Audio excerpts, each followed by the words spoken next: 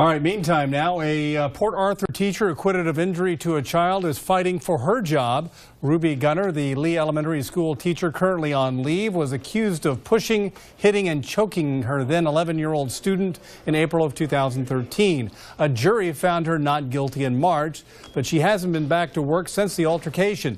KFDM's Justin Hinton explains she's in the appeals process and is hopeful that she will return to work. The way that it was set up and everything, it was pretty much what I expected. For the second time in 2 months, Ruby Gunner is listening to testimony surrounding an April 5th, 2013 altercation between her and a student. In March, a jury found her not guilty of injury to a child.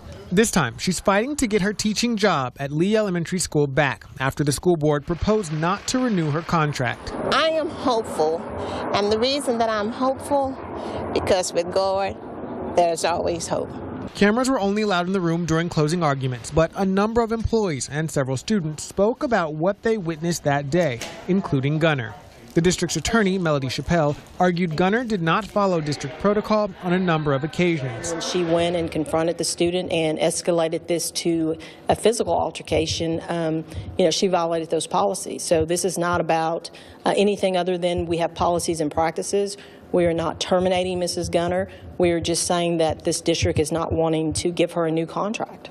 Gunner's attorney, Judie Sadler, argued the exact opposite, that this is an attempt to end Gunner's career. Teaching is everything to her. She has done this with dedication and sincerity and been so determined to improve the lives of her students that we would hate for any student to be deprived of her skills. It's a decision that starts in the hands of local attorney Larry Simmons. He must make a recommendation to the school board. We're going to wait and see what the hearing officer's decision is in the 15 days.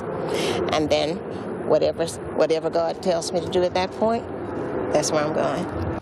In Port Arthur, Justin Hinton, KFDM 6 News. The hearing officer has 15 days to make a recommendation to the school board. The members will then decide whether or not to accept that recommendation.